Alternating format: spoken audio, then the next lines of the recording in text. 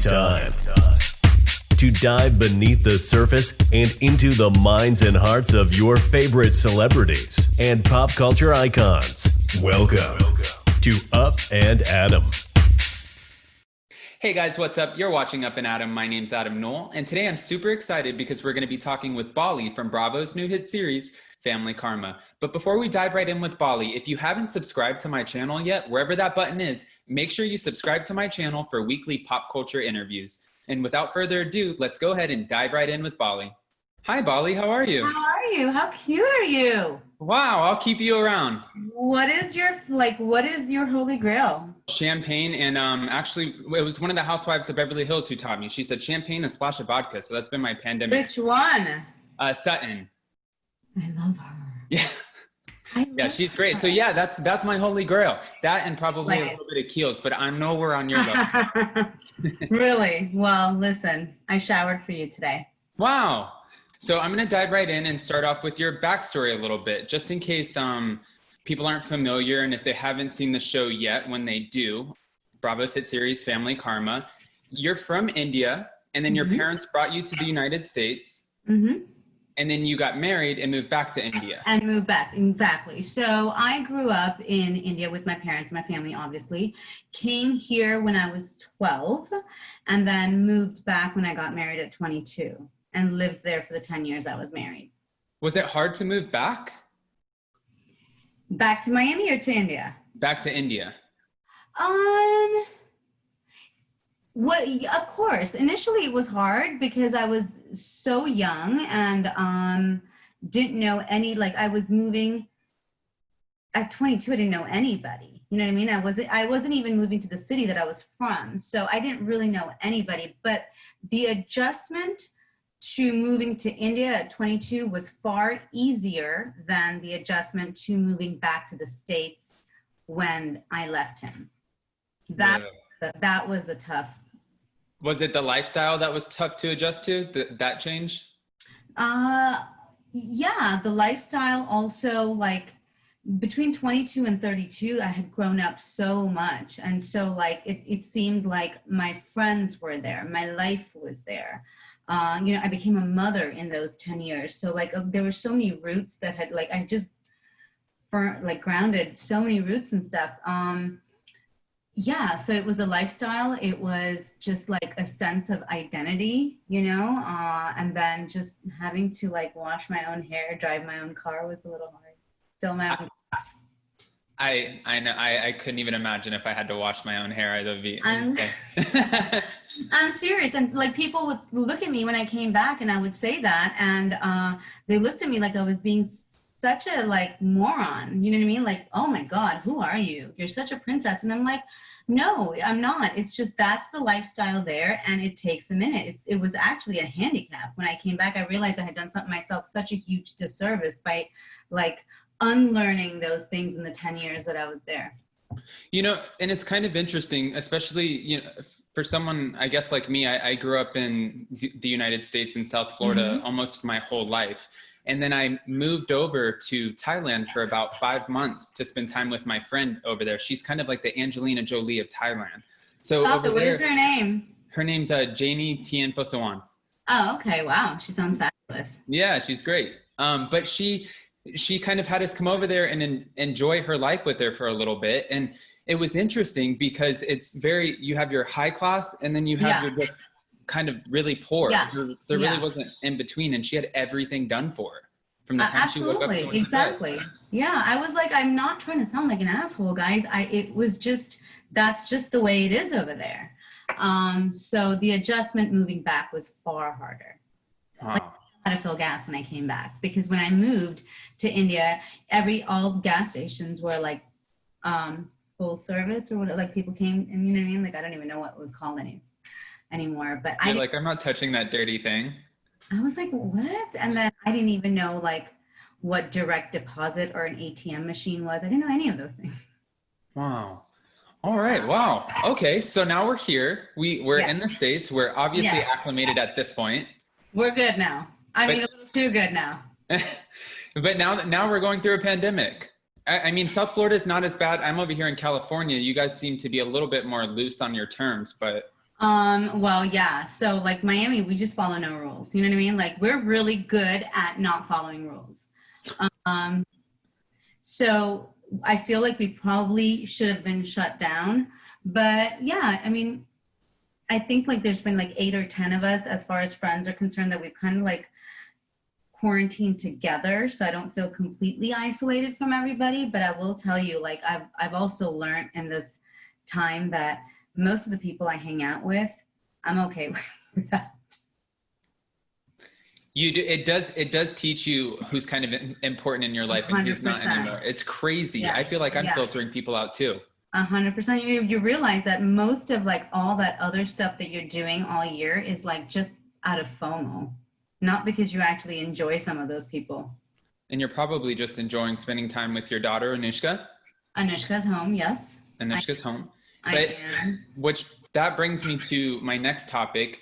You're still a single mom in Miami. Mhm, I am. Is that challenging going through that, having her home all the time during a pandemic? No, it isn't because I mean, I've always, ever since I moved back to the States from India, I've been a single mom. It's always been her and I. So it was really hard for me last year when she went away to college because that was not something I was ready for even a little bit. It was mortifying.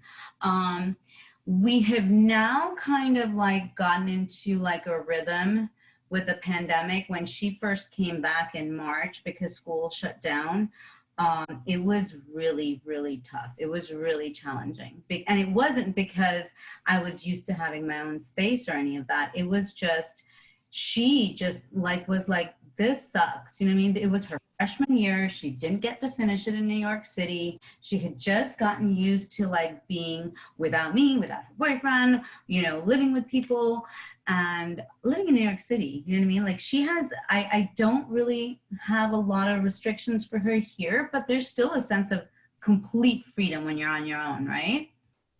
So it took her a minute, and while she was adjusting, our show was airing, and she was such a bitch. God. She had the world as her the world as her little playground for a second. That's one of the most exciting things though, to become an adult or becoming an adult. You get 100%. And to I felt for her. I felt like I knew that it had to be hard for her because like in a course of 6-7 months, her life had been so drastically just like her entire sense of belonging had shifted so much in 7 or 8 months, you know, as had mine, but I'm an adult. I'm able to kind of rationalize, pocket it, and go, okay, this is because she's happy and this, that, and the other. But she was just like that first 2 months she was back. She was like a mad dog. It was mortifying. And then she's like, I'm not having this. Yeah, I'm dealing with Twitter hate. I'm dealing with a long distance relationship. When I can't travel to see O'Malley, I'm dealing with a show. And I was like, oh, good grief. Well, speaking of O'Malley, how are we still thinking about potentially getting married again one day?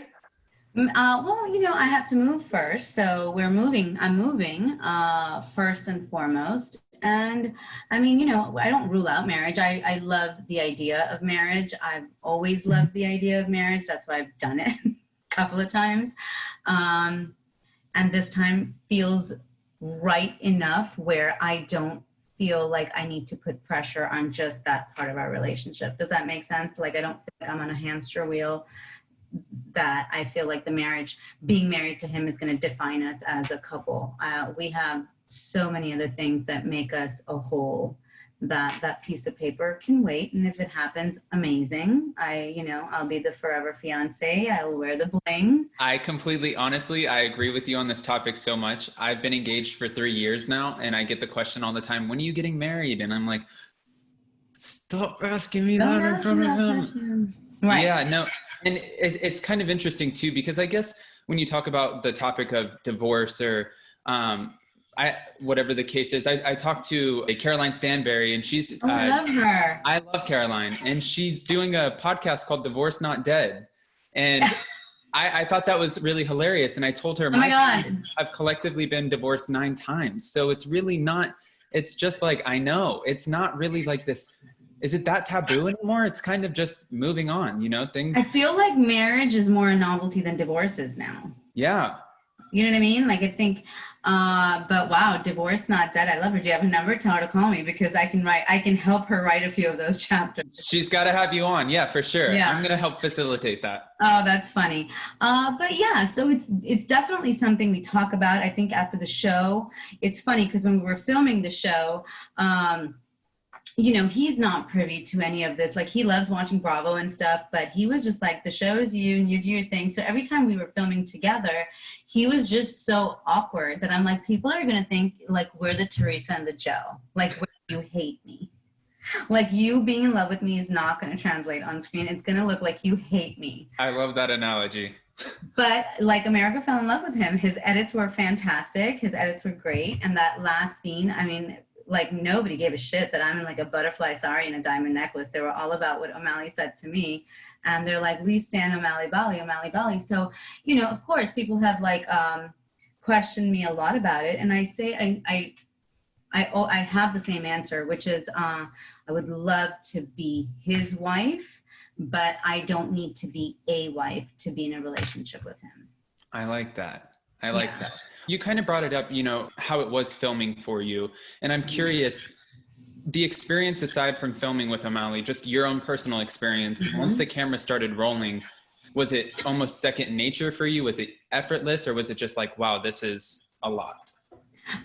You know, I'm going to say a little bit of both. It takes a minute to get used to. And then for somebody like me, I mean, and I say this also, like none of us are doing this because we're wallflowers, right? There's a touch of narcissism in all of us. Like, so it takes a minute to get used to, but the minute I was used to it, I was like, oh yeah, where are the mics? Where's the this? Where's the that? And it was easy. But then there were moments where you're just physically tired.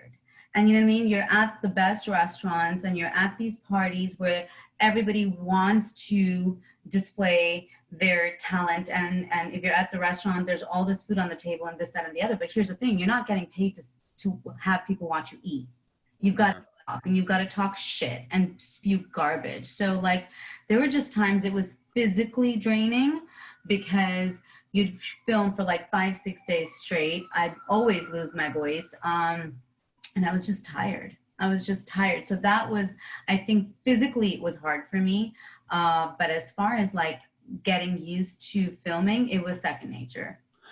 If it was easy for you, and it almost seems like you know, aside from obviously like the long days and kind of how many consecutive days you had, it seems like you kind of enjoyed it. So now if you're moving, what if there's a season 2 of Family Karma? Well, if there is a season 2 of Family Karma, Again, I have a home here. You can come back. And, you know, Bravo's really good about working with your schedule because, again, it is reality TV. So they're not trying to manufacture anything. If the cameras need to come with me to Kentucky, because that's part of my life now, they'll come with me to Kentucky. And if I've got to be here for a lot of the filming because it does involve the Indian community we have here and stuff, again, it's about our individual journeys, right? So I actually think that would be really interesting for the cameras to follow you to Kentucky. Yeah. And so what a way to roll in. I know, right? It's stuff that we've discussed even before we started filming season 1, because me moving to Kentucky has always been a thing. So so I think the viewers, if we get a season 2, I think the viewers as well as like my own support system want to see me on that path and want to watch that journey. And I think that our fans like want to see that too, as far as my relationship is concerned. So yeah, I think we'll keep it as authentic as possible. I'll be here and I'll be there. I love that. All right. So then with that being said, what do you look forward most to in the future? Is it your move? Kind of what's going to transpire over there in Kentucky? I'm curious. I'm ready. Like I'm emotionally super ready at the moment to move. Like I'm ready to, you know, like I said, being in this really weird space as far as the world is concerned right now puts things into perspective. And even the show, like we aired 3 or 4 days before the world came to like a standstill. Mm-hmm. And it was a really out of body experience because like you look forward to this huge experience that you're in, and then it's like, oh my God, first full Indian cast on American television, this, that, and the other, and then you're stuck at home, and then you can't like we aired Sunday night, and you wake up Monday morning mortified because there are people that are hating on you. There are people that are loving on you, and you've got to figure out what's real and what's not. But you have to stay relative, and you have to respond right away. You know what I mean? And you have to do it mindfully and kindly. And it just puts things into perspective. And it was, believe it or not, it was very, like, airing was a very lonely experience for me. See, and Horribly lonely. So I'm ready to get my life and spend it with the person I need to. And like, I'm ready. Again, this has been such a tough situation, but it does make you realize what's important. But yeah.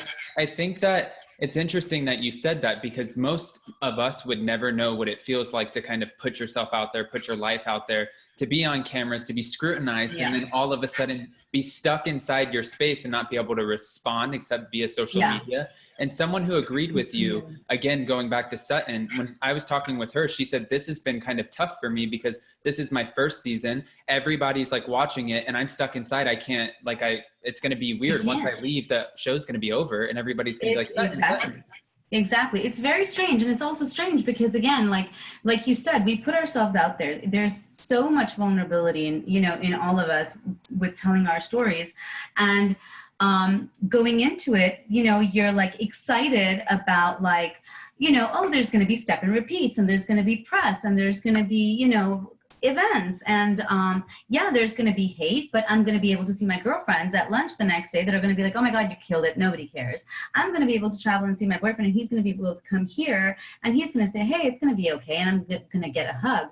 But it was like, and outside of the seven of us, I'm not sure, or anybody that's been on this platform, anybody can really understand how lonely it actually is, because all of a sudden we're like we're doing this for the first time ever, telling our stories, and we're getting all of this love for being like the first Indians on American television and stuff.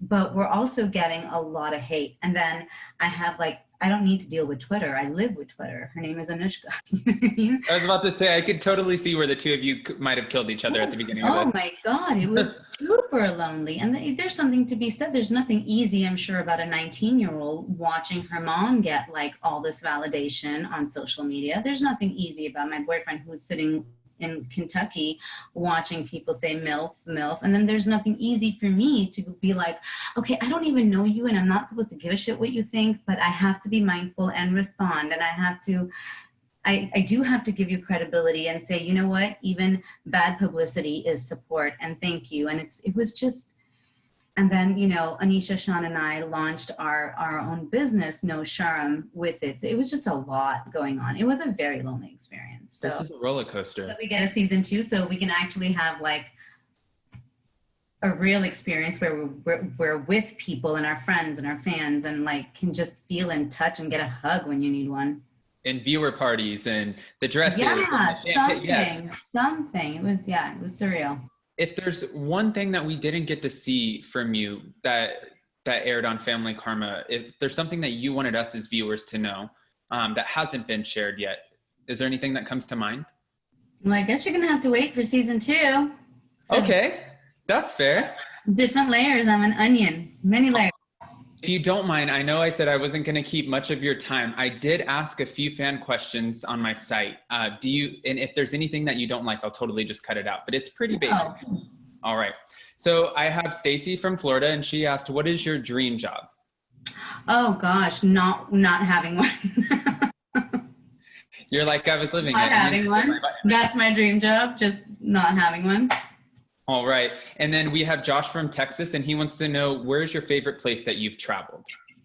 God, I just answered this yesterday. So many. I love traveling. I could live out of a suitcase. I'm just one of those travelers. I could literally live out of a suitcase. At the moment, I'm going to say Portugal, because we were there in November. That was my last big vacation, and it was just magical. It was just so beautiful, so gorgeous. But if I had to pick, it would be Capri.